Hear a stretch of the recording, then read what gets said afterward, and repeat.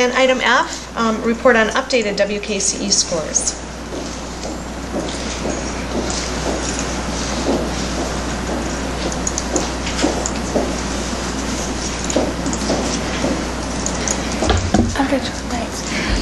Okay, first of all, yes, there was a slight glitch.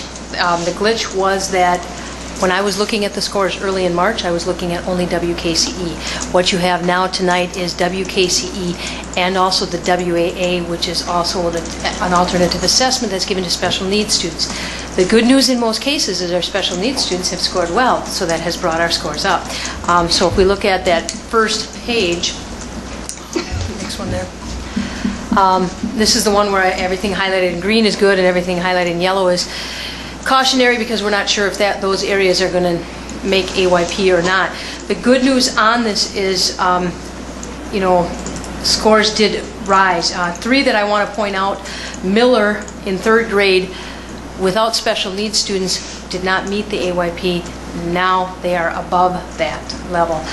The other one is, I'm trying to find where it is on my scribbles here. It's in the area of Miller in math also. So last time when I reported this, Miller had 2 areas that did not make it. Miller 3rd grade reading and 5th grade math were questionable. Now with these in there, they're both above. The other area that rose above the adequate yearly progress would be way down at the bottom, 3rd grade combined scores. You will see that one is now green, and in the past it was in the yellow. So with this, we did make some progress forward, which I'm happy to hear. And most of the other areas was either a slight upward or slight fraction of a percentage point downward. And that's all based on 1 or 2 students with special needs scores. So with this, looking back at this, you're still going to say, do we know if we met AYP? No. The magic date is May 23rd. It's coming up.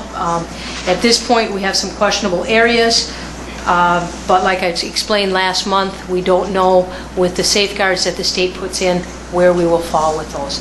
I have a few areas on there that I stated last month are still some concerns for me, but we'll see where they're at. I did update all the other sheets for you, the comparisons, and I'm not going to go through all of these. Comparisons to state and district, just updated those with the corrected numbers. The scale scores will not have changed. So. Thank you. Good. Anything else? Jerry's got his mind turning. I'm just looking at, in Miller on page 2, the item is identified at 78.7. I show that it's correct from the state, but isn't the AWP 79? Or is AWP stand for what the state average is, or is that a different ratio? AYP, or adequate measurable objective, is what the standard is we're supposed to be at. It's 80.5 in reading, and then it's also 68.5 in math. Okay. What you're looking at on that second sheet is the state average. All right. Okay.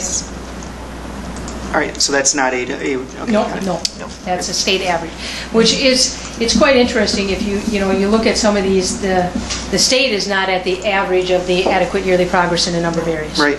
So, yes. All right. Okay. Thank you. One other thing that I did want to mention. You'll see Camp Douglas is in blue on that first sheet. I gave you the scores this time. Those are not on the WINS website due to the fact that they are not being reported, because for some reason they're not showing.